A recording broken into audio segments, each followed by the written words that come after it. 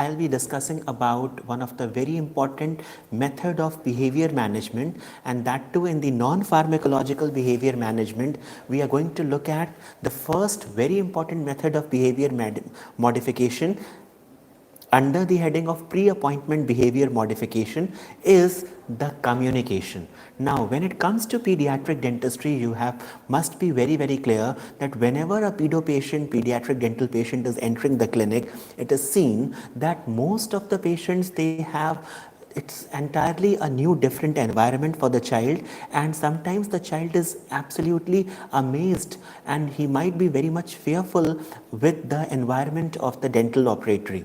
So the first important initial step is the pre-appointment behavior modification, where what is going to be done is the dentist and the dental healthcare personals who are at the appointment, who are at the reception desk, or the dentist himself can establish a very good rapport with the pediatric dental patient just by a method of effective communication. So students and viewers, this is a very important method, communication. And not only communication, this communication is not only going to help the dentist to learn about the patient, but it also helps them to understand the pediatric dental patient in a better way, and that too making him more comfortable. So there are basically two very important methods. The communication can be taken place in two ways. Firstly, there can be a non-verbal communication, or there can be a verbal communication. So when it comes to non-verbal communication,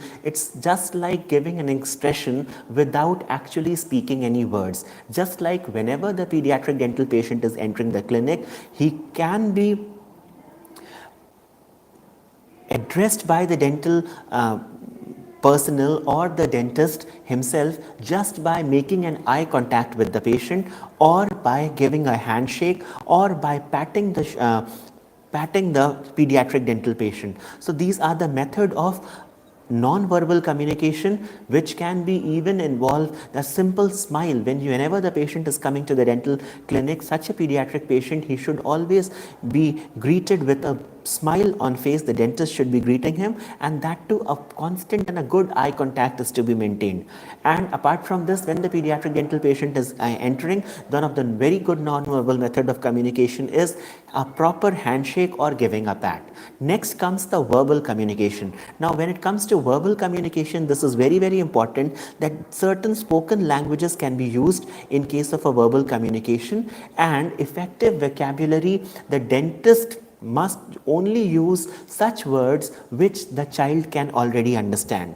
So when it comes to dealing with pediatric dental patients between the age group of 2 to 7 years, it has been seen that this dealing with such patients between the age of 2 to 7 years should be based on the Piagetian concept of this that psychological theory, that in the Piagetian concept of child psychology, what we have seen is that we should talk to such a patient to the level of the understanding of the child, because the child is only able to understand anything what is contrary, what is to his or her own understanding. So whatever things he can comprehend, whatever things he is having the comprehension, so the child should be communicated in such a way that it should be contrary to the child's own comprehension. For example, if an erotor handpiece is to be shown to the child, so this can be called as a whistling Charlie. Now moving on, that very important is that the language what is being used, so this language is to be very important, and the dentist should be very honest with their words. So whatever the dentist is telling the child, if he is doing it in an honest way, if he is performing that in a very honest way, he is doing that much only, so that also helps to gain the child's confidence and thereby enhancing the child's cooperation. Later on, another very important aspect of child behavior modification is that, so the very important thing is that one should never use any kind of negative sentences.